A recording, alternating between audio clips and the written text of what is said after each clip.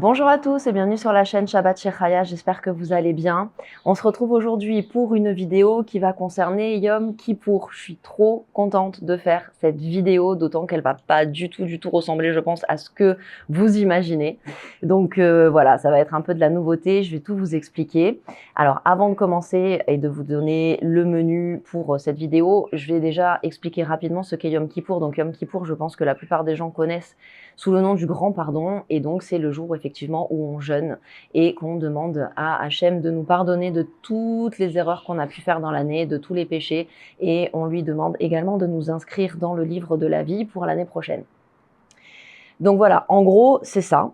Et en fait, à la suite du jeûne, donc une fois que le jeûne est terminé, eh bien évidemment, on fait un repas. Et c'est le menu de ce repas qu'on va cuisiner ensemble aujourd'hui. Alors, je vous explique un truc. Jusqu'à présent, j'ai toujours mangé le même plat, c'est-à-dire chez mes grands-parents, chez mes parents et même chez moi depuis que je suis mariée. Et en fait, moi, j'adore ce plat. C'est du bouillon de poulet avec un poulet rôti. J'adore ce plat vraiment, j'en suis une grande fan. Mais chez moi, en fait, je me suis rendu compte que personne ne l'appréciait à sa juste valeur et surtout pas à la sortie d'un jeûne et à la sortie de Kippour. Donc en fait, je me suis dit que je préférais le faire à un autre moment de l'année et que pour la sortie de Kippour, j'allais essayer de faire un menu qui va un peu convenir à tout le monde. Donc, je vous explique.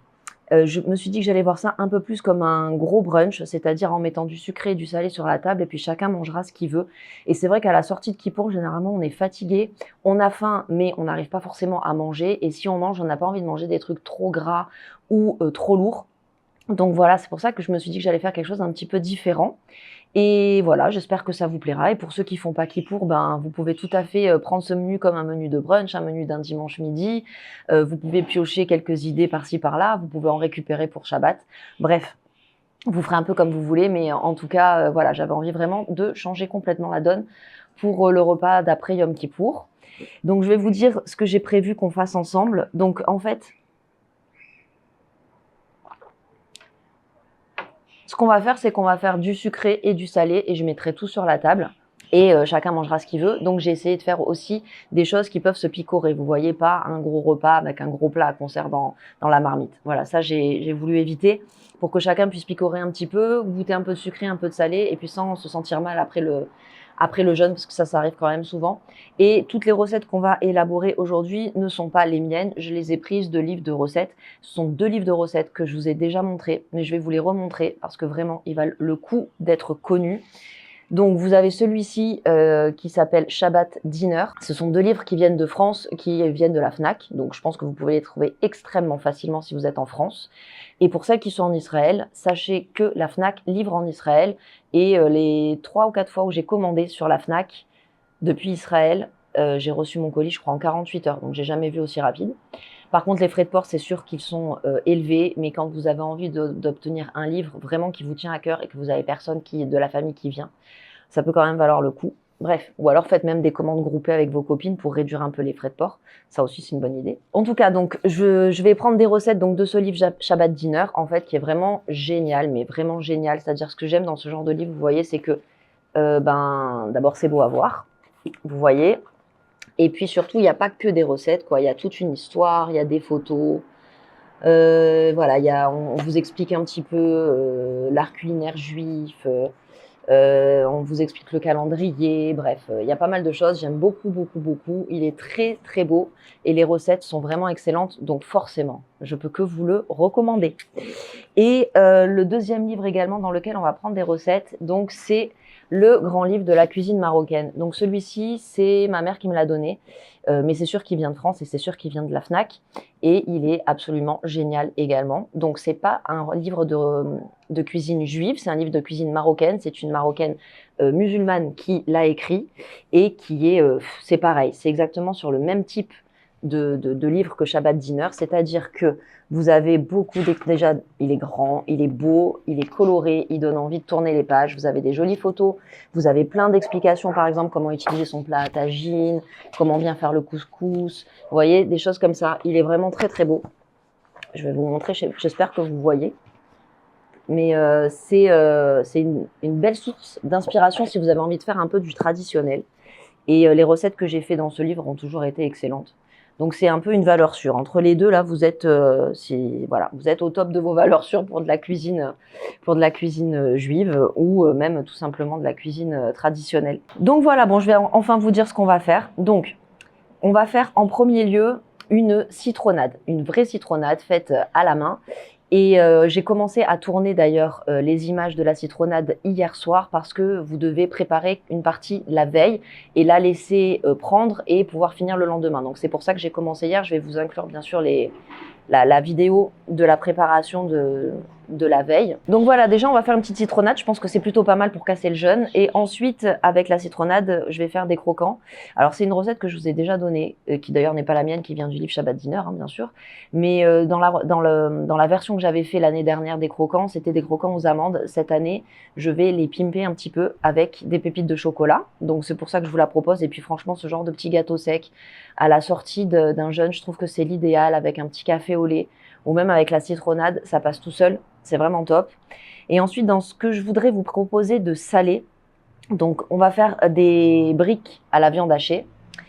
Parce que, pourquoi j'ai choisi ça? Pareil, parce que c'est une recette qui va se picorer. Donc c'est pareil, on peut en manger juste un, ça va nous caler si on n'a pas un gros appétit. On peut en manger plus si on a de l'appétit, même après le jeûne.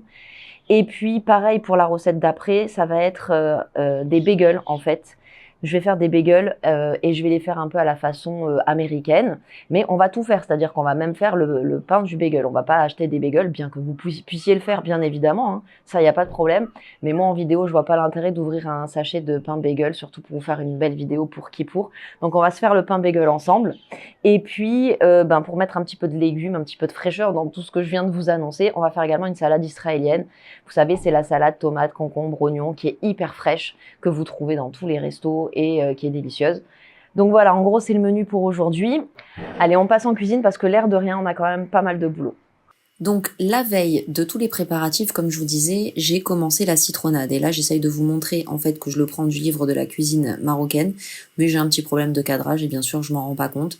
Mais c'est pas très grave parce que je vais vous expliquer comment on fait et puis de toute façon, je vais vous indiquer tous les ingrédients dans la barre de description comme d'habitude. Donc n'hésitez pas à aller voir. Donc en fait, dans cette première étape initiale à faire la veille, ce qu'il faut faire, c'est récupérer le zeste des citrons. Et comme il faut en faire, je crois, 6 de mémoire, autant vous dire que au niveau du poignet et du bras, j'ai assez rapidement fatigué. Donc j'en ai fait 1 ou 2.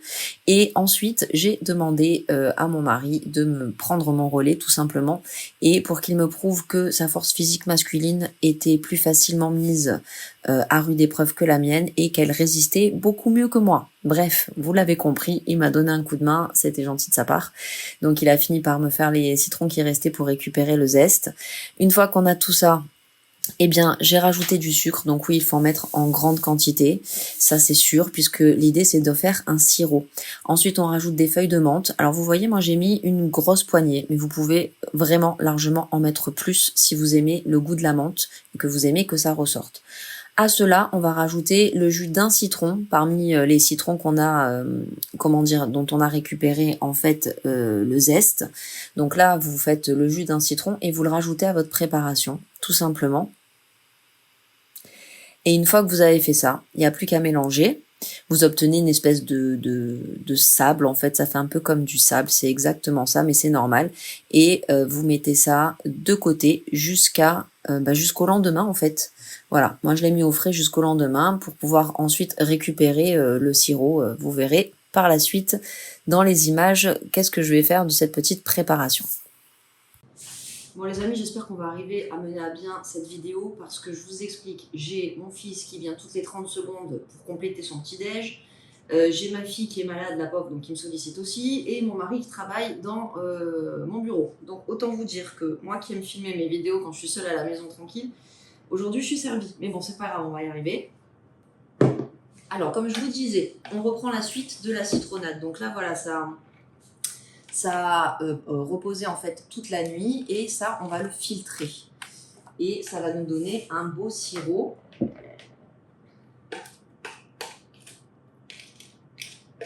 Ça sent super bon le citron, c'est un truc de ouf. Enfin même la menthe aussi elle ressort.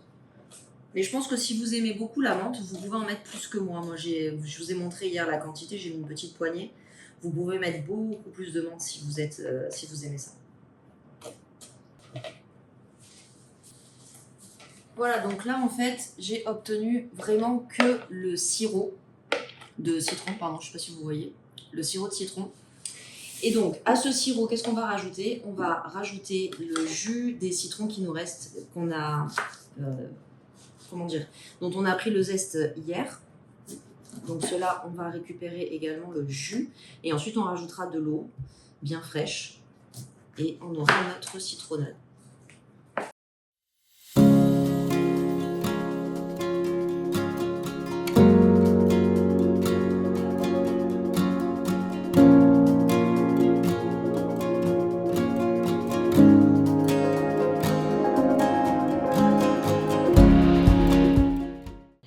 Bon, autant vous dire que là, on a un espèce de concentré de citron, notamment au niveau du goût, j'imagine. Je vais goûter pour voir ce que ça donne, déjà comme ça.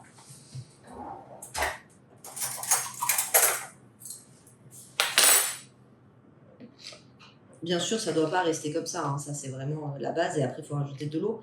Mais par curiosité, j'ai envie de voir. Oh, mais c'est excellent. C'est excellent, excellent. Bon, on va mettre de l'eau, en fait, tout simplement.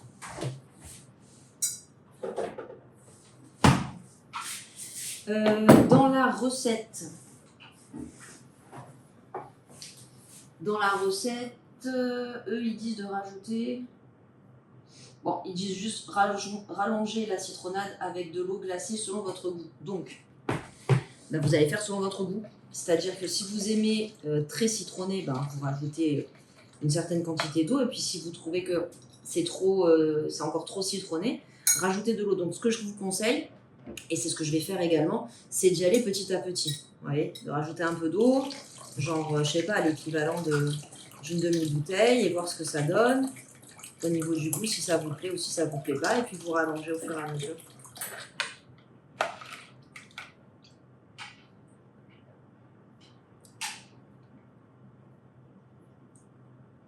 C'est plutôt bon comme ça. Le goût est vraiment excellent. Moi, je pense que je vais la laisser comme ça parce que j'aime bien quand le goût quand même est prononcé. Et voilà. Et là, la citronnade est terminée. On va la présenter joliment et ça sera bon. Bon les amis, on va essayer de s'organiser un petit peu parce que comme on a pas mal de choses à préparer, il faut qu'on fasse ça intelligemment. Donc dans les recettes qu'on a prévu de faire, eh bien comme il y a les bagels et que les bagels c'est une pâte qui a besoin de lever, on va commencer par ça, comme ça pendant le temps de pousse, on peut faire autre chose. Donc en fait la recette des bagels, je la prends donc du livre Shabbat Dinner, elle est là, vous voyez. Je ne sais pas si vous voyez d'ici, mais en fait l'idée c'est vraiment voilà, de mettre un peu de la charcuterie comme ça à l'intérieur, des cornichons, de la moutarde pickles. Donc voilà, vraiment à l'américaine. Donc, on va commencer par préparer la pâte. Alors, qu'est-ce qu'ils nous disent? Donc, déjà, en premier lieu, ce qu'on va faire déjà, c'est de s'occuper de la levure. Comme ça, elle a le temps de prendre. Et ensuite, on fera la pâte.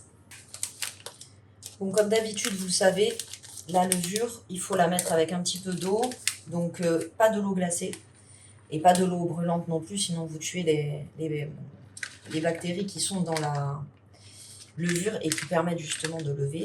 Vous mettez de l'eau tiède. Vu nous, en fait, ici en Israël, la chaleur qu'il fait encore dehors, l'eau du robinet, elle est très facilement tiède, donc c'est parfait.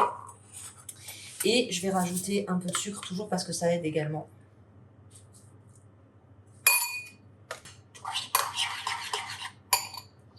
Voilà. Donc on a un espèce de liquide un peu épais. On laisse monter ça pendant 10-15 minutes et on va déjà préparer... Non, on va rien préparer du tout. Je vous dis des bêtises. J'allais vous dire, on va déjà préparer ce qu'on va mettre dans le bol, mais en fait pas du tout parce que je veux mettre la levure en premier dans le fond du bol et ensuite recouvrir de tous les ingrédients et en dernier mettre le sel pour éviter que ça se mélange parce que en fait le mélange levure-sel, ça fait retomber la levure. Voilà, donc on va patienter 15 petites minutes, 10 petites minutes, vous savez quoi, je vais en profiter pour faire la vaisselle de la citronnade, ça sera toujours ça de fait.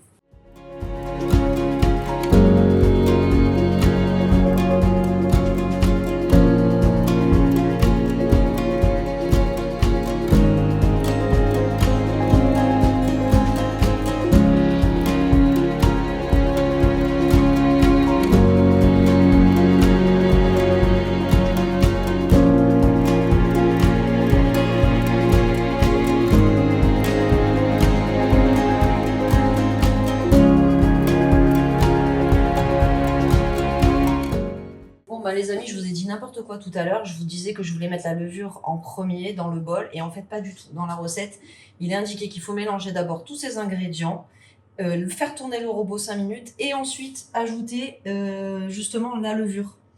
Donc, ça doit être très important de respecter cette procédure. Cette procédure, je me prends un peu au travail, moi. Donc, on va suivre les instructions. Et donc, il nous faut 1 kg de farine. Ensuite, il nous faut 100 g de sucre. 7 cuillères à soupe d'huile de tournesol. Je ne suis pas sûre d'en avoir assez. Je vais récupérer. Non, je ne vais pas récupérer. Noir ? Oui. Viens, mon fils. Ça va être très utile d'avoir un enfant qui est plus grand que ça. Chérie, tu peux me prendre la bouteille d'huile là-haut ? Ouais.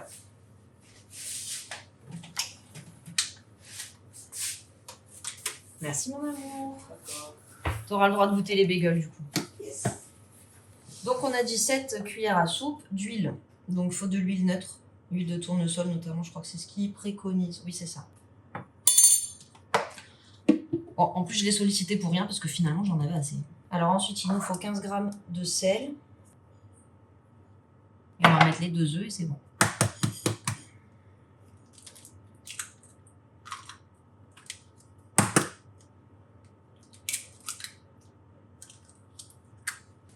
Alors, c'est noté dans la recette comme ça. C'est marqué que là, en fait, il faut mettre au robot pendant 5 minutes à vitesse 1.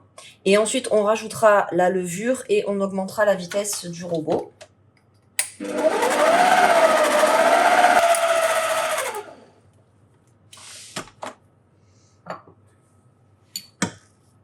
Regardez comment ça a bien levé. Bon, ça a duré un peu plus, effectivement, de 10 minutes. Hein.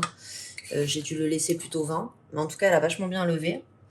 Donc, on met la levure dans le bol.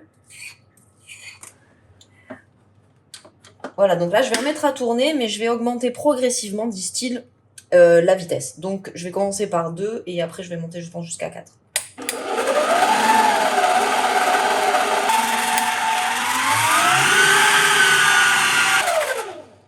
Bon, les amis, cette recette est une catastrophe. Je pense, sincèrement, qu'il y a une erreur dans la recette parce que je ne vois pas comment 1 kg de farine, en fait, peut s'humidifier avec si peu de liquide. Donc, ce que j'ai fait, c'est que je suis allée voir une recette de bagel, en fait, dans un autre livre pour voir si eux, ils mettaient du liquide, donc en l'occurrence de l'eau, dans leurs pâtes. Et effectivement, pour 525 g de farine, ils mettent 50 centilitres d'eau. Donc, ce que je vais faire, c'est que je vais rajouter de l'eau comme dans cette recette-là. Je vais essayer de faire un mix des deux.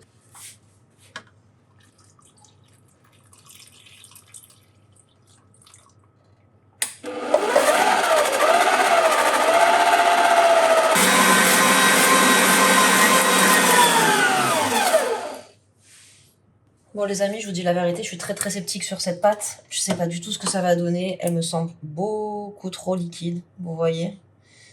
Et je vois pas du tout, enfin, c'est impétrissable ça. Écoutez, je pense que ce que je vais faire, c'est que je vais la laisser lever 1 heure. Alors, pour vous expliquer, donc du coup, j'ai mis 500 ml d'eau. Et vous voyez, c'est déjà beaucoup trop. J'ai très peur que ça soit vraiment tout raté. On verra bien. Je vais la laisser prendre, la laisser lever pendant 1 heure. Et à ce moment-là, je pense que j'aviserai. De toute façon, si c'est vraiment toujours aussi collant, je rajouterai de la farine au moment de former en fait les petits pains avant de les mettre au four. Et on verra bien. Déjà, on va prier pour que ça lève. Ça sera déjà pas mal, je pense. Ah là là, j'aime pas les catastrophes comme ça. Hein. Bon, ça c'est le problème quand on fait les recettes en direct et pour la première fois avec vous. Mais bon, c'est pas grave.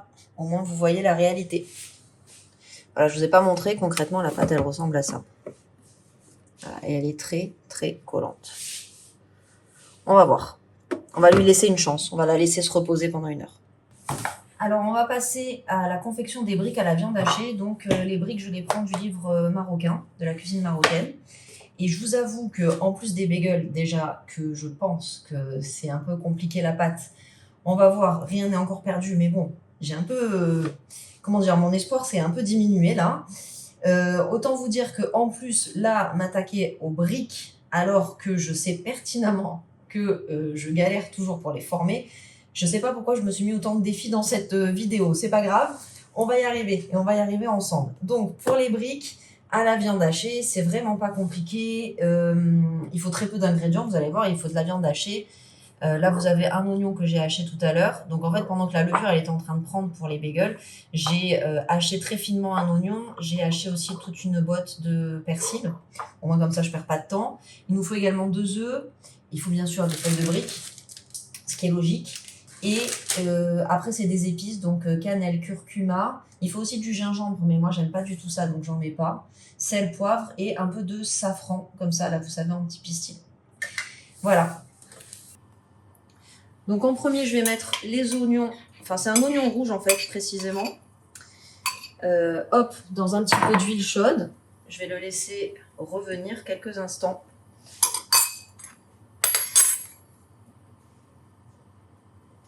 Alors j'ai un peu galéré pour couper, pour hacher très finement l'oignon. Je l'ai fait avec ma petite machine que vous connaissez, la Mara, mais j'ai quand même galéré parce que j'ai pris vraiment le trou très fin. Mais par contre, vous savez quoi, je pense que ça permet vraiment à l'oignon de dégager toutes ses saveurs. Ça sent super bon. J'ai rarement senti un oignon qui sentait aussi bon juste dans un fond d'huile. Donc là, je vais rajouter la viande hachée. Je vais baisser un peu le feu. Je vais l'étaler un petit peu pour éviter qu'il y ait des morceaux. Alors, je vais ajouter également la botte de persil. Et puis les épices. Donc, au niveau des épices, on a un peu de cannelle. Ils disent 3 pincées. La cannelle, si vous n'aimez pas ça, n'en mettez pas. Mais franchement, ça, avec la viande hachée, je trouve que c'est très très bon. Et un peu de curcuma aussi, c'est 1 cuillère à café.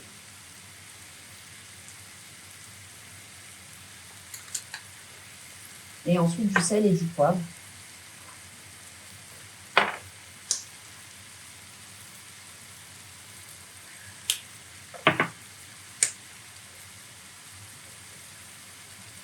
Et il faut également ajouter quelques brins de safran, vous savez, quelques petits pistils de safran.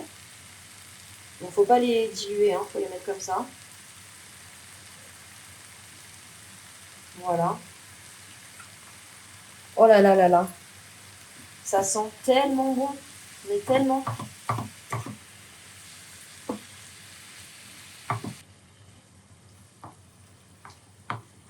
Voilà, ça a cuit à peu près pendant 10 minutes.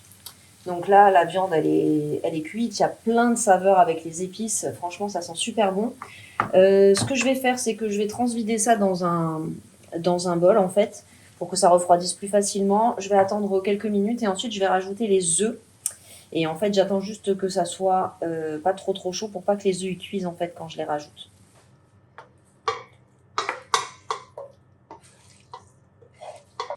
Voilà, donc là, je vais rajouter les œufs et mélanger.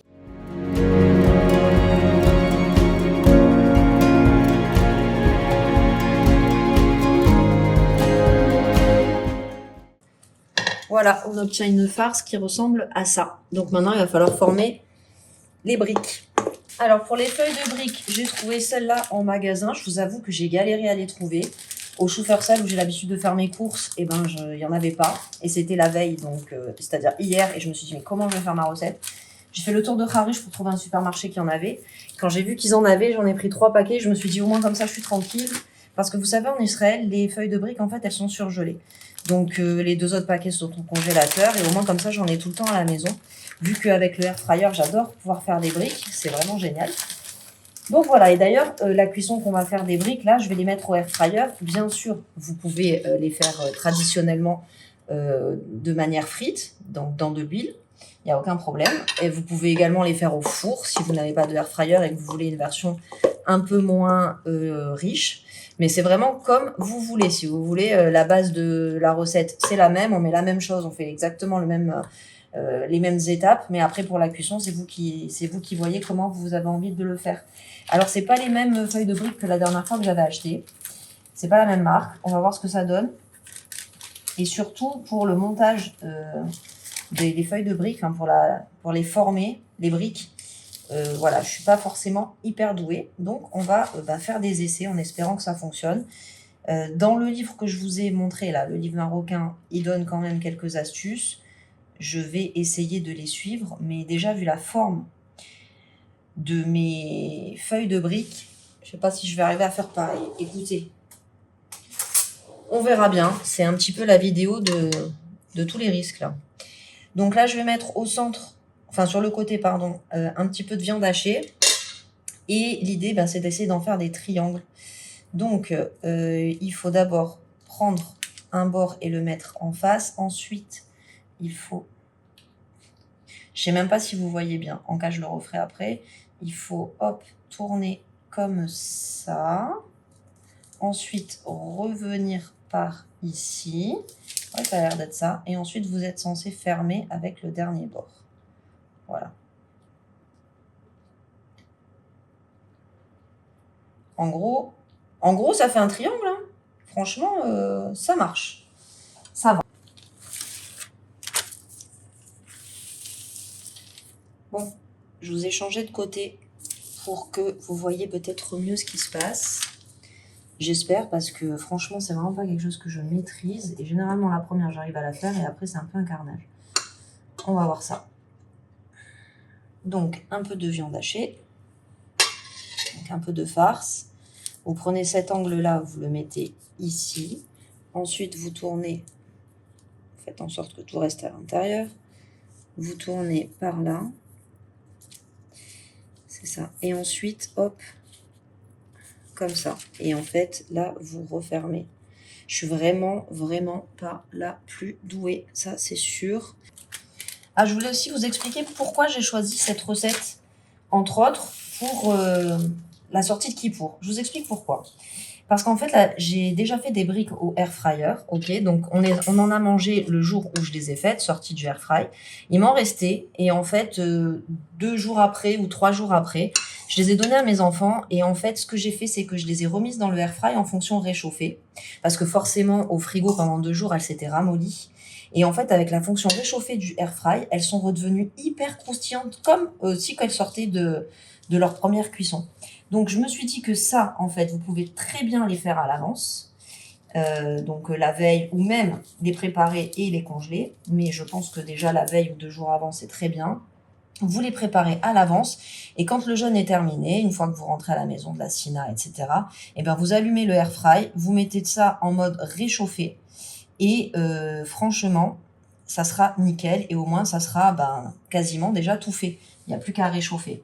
Donc, j'ai trouvé que c'était super bien pour Kippour. Parce que franchement, Kippour, on est toutes fatiguées à la sortie du jeûne. Et au moins, là, ça facilite la tâche. Et pareil pour les bagels, d'ailleurs. D'ailleurs, les bagels, je suis allée voir un petit peu ce qui se passait là-bas. Donc, Baruch Hashem, la pâte, elle est en train de lever. Après, on verra ce que ça donne. Mais en tout cas, déjà, elle lève grâce à Dieu. Donc, c'est déjà pas mal. Mais les bagels, c'est pareil. Vous pouvez faire votre pâte, vous pouvez faire cuire vos bagels et vous pouvez les congeler. Et ensuite, vous les sortez du congélateur juste avant le début de Kippour. Vous les mettez au frigo ou même à l'air ambiant, ça dépend de la température qu'il fait chez vous à ce moment-là. Et après, vous n'avez plus que le jour de Kippour à table à mettre dedans ce que vous avez envie, de la charcuterie, des bagels halavi, en fonction de ce que vous faites comme repas. Et ça fonctionne très bien aussi. Donc voilà, j'essaie de vous donner des idées en fait de recettes, de choses qui peuvent être faites à l'avance pour que sortie de jeûne, vous n'avez plus qu'à mettre à réchauffer facilement et rapidement. Parce que généralement, tout le monde est fatigué, tout le monde a faim, mais personne n'a la force. Donc voilà, on essaye de trouver des astuces. Alors j'ai allumé le air fryer, enfin le Ninja Grill en mode air fryer. Il est en préchauffage. Donc voilà, avec la quantité que vous avez vue de viande hachée, c'est-à-dire 500 g de viande hachée, j'ai fait 17 briques. C'est un chiffre un peu bizarre, mais en tout cas voilà. Et là, en fait, je vais mettre donc un jaune d'œuf que j'ai un petit peu rallongé avec de l'eau. J'aime bien faire ça parce qu'autrement, je trouve qu'après, la dorure, elle est trop foncée. Et j'aime bien quand même quand ça reste clair. Et donc, je vais badigeonner en fait mes briques pour qu'elles aient une jolie couleur. Ça, vous n'êtes pas obligé de le faire. Hein. Vous n'êtes pas du tout obligé de vous prendre la tête avec ça si vous n'avez pas envie ou si vous n'avez plus d'œufs. C'est vraiment pas grave parce que c'est juste un côté esthétique. En fait. Alors, je viens voir les briques au bout de 7 minutes de cuisson, à peu près 7-8 minutes. J'avais mis 15 minutes. Et toujours en milieu de cuisson, je viens retourner généralement les affaires. Et en fait, vous voyez, elles sont super bien cuites, elles sont super belles. Et elles sont croustillantes. Donc je pense que je vais arrêter la cuisson et je vais mettre ma deuxième fournée. Bon les amis, j'ai laissé la pâte lever un petit peu plus qu'une heure parce qu'entre une chose et l'autre, j'étais prise ailleurs. Donc voilà, je l'ai un petit peu oubliée. Mais regardez-moi cette pâte magnifique. J'avais peur qu'elle ne lève pas. Bon, grâce à Dieu, elle a bien levé. Maintenant, j'espère qu'on va arriver à la travailler. Donc je vais la dégazer et voilà, on va la travailler ensemble. Je vous rappelle que j'ai jamais fait cette recette, hein, donc je découvre avec vous.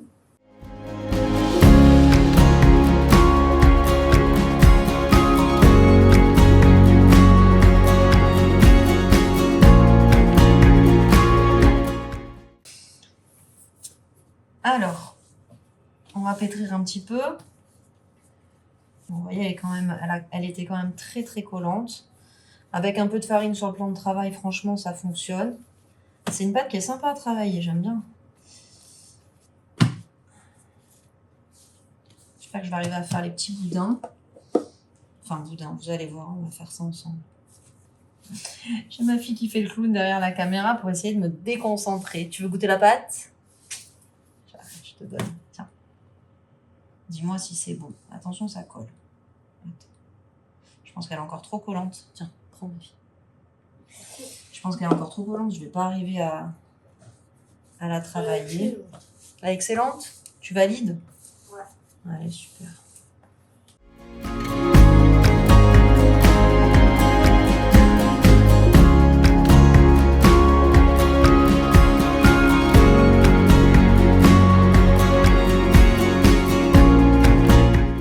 Donc là, en fait, on va faire un long fil. Voilà. Et ensuite, on va essayer de le tourner sur lui-même pour lui donner un style, ce qui est pas trop évident, mais on va y arriver. Voilà. Et ensuite, on fait un anneau. Un anneau pour les gouverner tous. Donc, une fois que vous avez formé l'anneau, en fait, il faut les mettre dans les graines, si vous voulez mettre des graines. Mais là, les graines ne vont jamais accrocher parce qu'il y a beaucoup de farine. De farine. Donc, je les mets dans l'eau. Je mets l'anneau dans l'eau. Hop. Et je le trempe dans les graines. Et ça, je vais mettre sur la plaque du four qui est de l'autre côté. Je vous ai montré un avec les graines pour que vous voyez. Mais là, je préfère faire étape par étape. C'est-à-dire former tous mes bagels et ensuite les mettre dans les graines. Parce que sinon, j'ai les mains pleines de graines. Et c'est gênant en fait pour pouvoir reformer après le reste.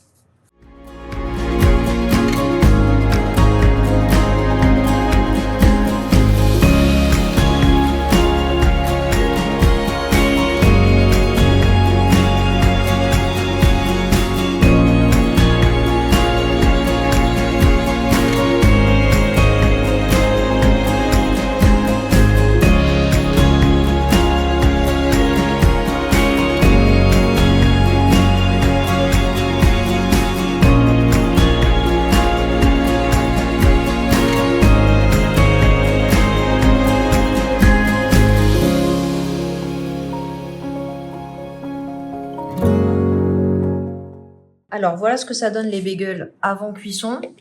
Ils sont pas très très réguliers, ça c'est clair. Mais bon, c'est des bagels faits maison. Hein.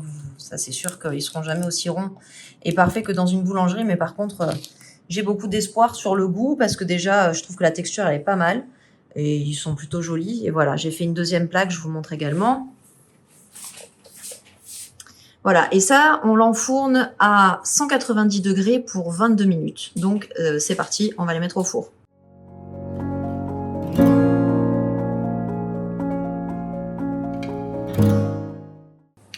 Les amis, regardez les bagels au bout de 7 minutes de cuisson. Ils ont déjà vachement bien levé. Je ne sais pas si vous verrez, je n'ose pas ouvrir le four parce que je ne voudrais pas non plus tout péter. Mais regardez, déjà, on voit qu'ils ont vachement bien levé. Je sens qu'on tient un truc là.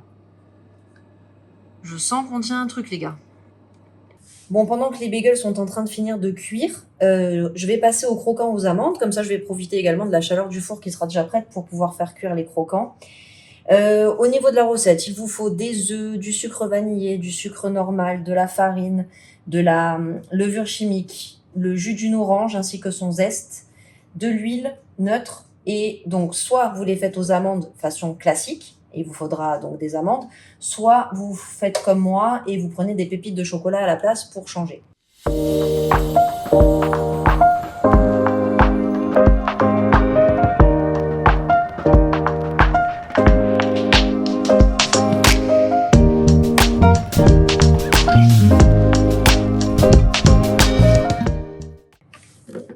Donc là, je vais commencer par mélanger les œufs avec les sucres, c'est-à-dire le sucre normal et puis le sucre vanillé.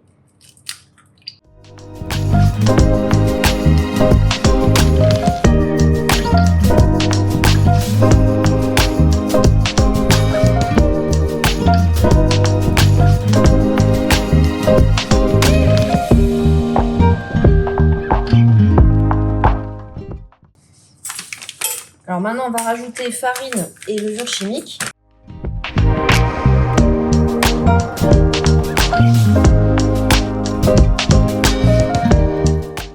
Je pense que je vais passer à la main là. Vu la pâte à quoi elle doit ressembler, je pense que ça sera mieux de mélanger à la main.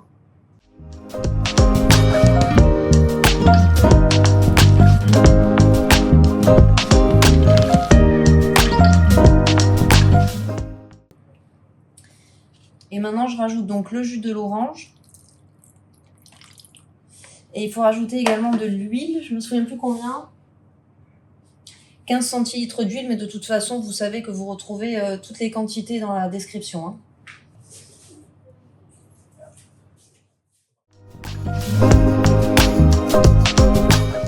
Alors, en dernier lieu, on va rajouter les pépites de chocolat ou les amandes ou les pistaches ou ce que vous décidez d'ajouter dedans.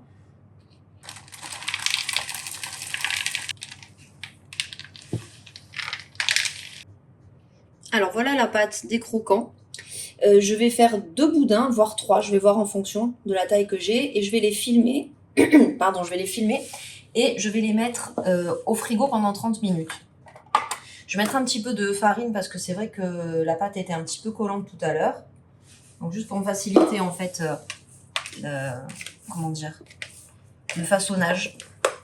Et encore, elle était collante sur mes mains, mais au final, vous voyez, là, elle est plutôt pas mal. Donc ça, c'est cool. Donc, pas besoin d'autant de farine. Hop. Je pense que je vais faire 3 boudins. Et comme ça, après, ben, on va les filmer et les mettre au frigo. En fait, vous pouvez en faire que 2 si vous souhaitez faire des gros croquants. Et si vous voulez faire des croquants plus petits, ben, vous en faites 3. Voilà, je pense que cette forme et cette taille, c'est plutôt pas mal. Donc voilà pour un.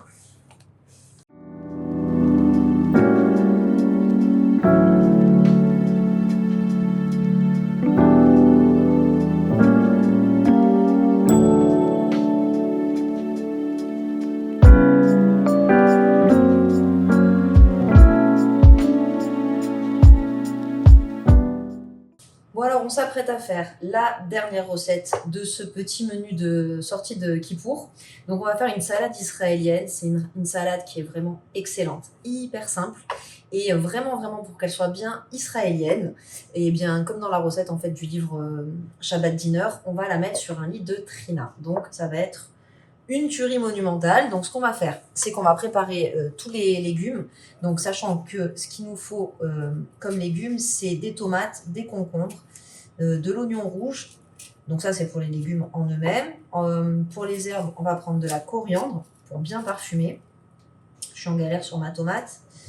Et voilà. Et puis après, du jus de citron également. Un peu d'huile d'olive également. Et puis on terminera par la trina.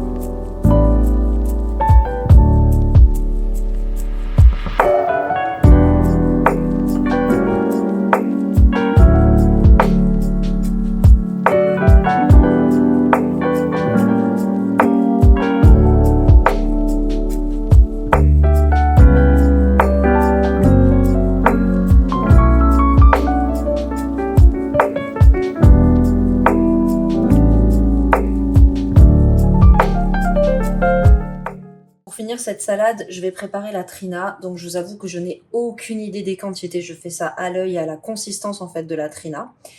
Et par contre, le petit secret, si vous voulez une trina qui soit hyper mousseuse et aérée et légère, et donc délicieuse, c'est de la faire au batteur électrique. Donc si vous voulez la faire pour Shabbat ou pour une fête, faites-la toujours à l'avance. N'attendez pas que la fête soit rentrée pour préparer votre trina. Et voilà, donc la trina c'est ça, je pense que vous connaissez. Voilà, là j'ai mis 3 belles cuillères à soupe de pâte de trina. Je rajoute un petit peu de citron, l'équivalent je pense d'une petite cuillère à soupe. Voilà. Ensuite je mets de l'ail en poudre. C'est pareil, vous mettez en fonction de ce que vous aimez. Si vous aimez beaucoup le goût de l'ail ou pas, à vous de voir.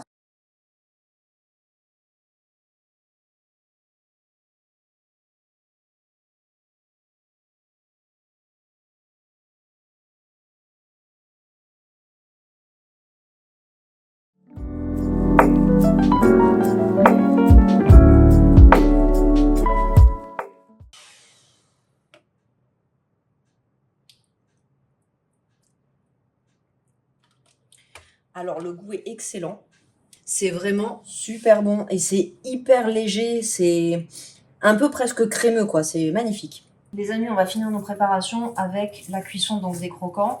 Ils sont restés 30 minutes au frigo, donc là hop, je vais les sortir du film et je vais faire cuire les boudins au four.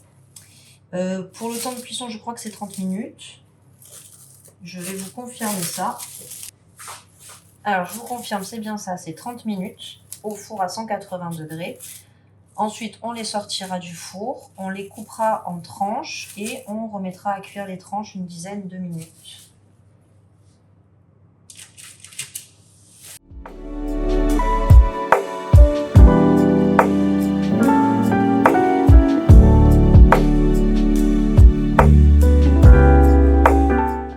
Voilà, j'ai découpé les 3 boudins là, vous voyez. Donc en termes de quantité, ça fait 2 plaques.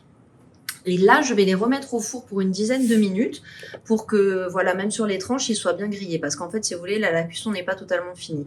C'est un croquant, donc ça doit, comme son nom l'indique, croquer. Et là, c'est encore un peu moelleux à l'intérieur. Par contre, vous voyez là, toutes les miettes qui sont là. Alors, j'ai goûté et autant vous dire que c'est une bombe atomique. Bon les amis, je suis trop fière de vous montrer le résultat final. Franchement, c'est une table magnifique, sans me vanter. Je suis super contente, franchement. Regardez-moi ces bagels. Vous vous souvenez un petit peu d'où on part? On part de loin avec eux. On avait un problème de recette. On est arrivé à sauver l'affaire. Ils sont magnifiques. Ils sont moelleux, vous voyez. Donc là, j'ai mis en fait de la moutarde pickles. J'ai mis des petits cornichons et de la charcuterie. Comme ça, on peut les garnir, vous voyez. Là, vous avez les briques. Alors, pour les briques, juste une petite précision. Moi, j'ai mis un jaune d'œuf par-dessus et en fait, je trouve qu'elles se sont un petit peu ramollies trop vite. Je pense que c'est mieux de mettre un spray d'huile d'olive, surtout si vous les faites au air fryer. Mais en les mettant en fonction réchauffée, ça ira très très bien. Donc là, vous avez la salade israélienne et là, je vous l'ai présentée en fait, comme je vous disais, sur un lit de trina, la trina qu'on a préparée ensemble. Ça a l'air trop trop bon. Les croquants qui sortent tout juste du four. Et franchement, je les ai goûtés, j'avoue. Une tuerie. Et là, vous avez la citronnade maison. Voilà. Alors, mon fils a goûté la citronnade. Il a validé à 3000%. Et voilà le résultat final. Voilà les amis, j'espère que cette vidéo vous aura plu. Comme d'habitude, j'ai pris beaucoup de plaisir à la préparer pour vous, à filmer, à tourner, à trouver des recettes, à partager tout ça. Franchement, c'était top. Alors moi, ce qui me reste à faire, c'est vous souhaiter bien évidemment un bon jeûne. Vous souhaitez également Khatima Tova et Chag Sameach. Bisous les amis, à la semaine prochaine.